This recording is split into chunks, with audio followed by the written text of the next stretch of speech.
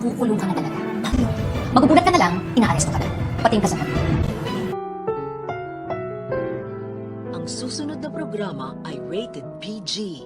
Ito ay nangangailangan ng patnubay at gabay ng magulang para sa mga batang manonood.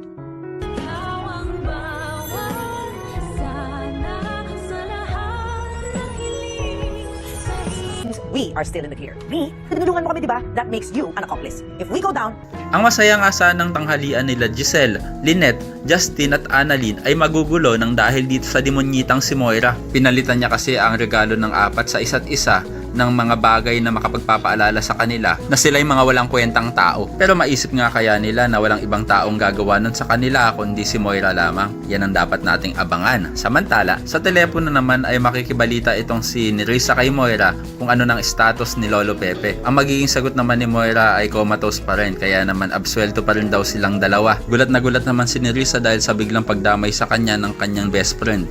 At dito na pinaalala ni Moira sa kanya ang pinahiram nitong sasakyan. Kaya naman damay din daw ito kung sakaling magkabukingan na ay sama-sama silang hihimas ng rehas sa kabilang banda. Dahil nabuking nga ni Lynette itong si Moira na pumunta sa loob ng kwarto ni Lolo Pepe. Nang mapulot nga ni Lynette ang pin ni Moira na nalaglag sa sahig doon sa loob ng kwarto ni Lolo Pepe, ay hindi na rin papayagan ni Robert si Zoe na dalawin ang kanyang lolo. Kaya naman gulat na gulat si Zoe at hindi niya maisip ang dahilan kung bakit pinagbabawalan siya ng kanyang ama-amahan. Nakakala mo naman talaga'y malinis at wala siyang ginawang masama sa matanda. Sa kabilang banda, dahil nga sa mas mabait na pinapakita ni Zoe kay Annalyn, ay naniwala naman agad si Annalyn na magiging close na si Zoe sa kanya. Nang hindi alam ni Annalyn ay gusto lang naman mapagtakpan ni Zoe ang kanyang krimeng ginawa sa kanilang lolo Pepe. At pagtatanggol pa ni Annalyn kay Zoe kay Doc Lindon na kahit ano daw gawin ni Moira ngayon ay hindi na daw sila mapag-aaway nito. Tanong naman ni Doc Lindon kay Annalyn na paano daw kung may kinalaman talaga si Zoe sa pagka-comatose ni Lolo Pepe. Mapapangatawanan nga kaya ni Annalyn ang hindi pang-aaway kay Zoe? Yan ang dapat nating abangan. Pero teka nga lang,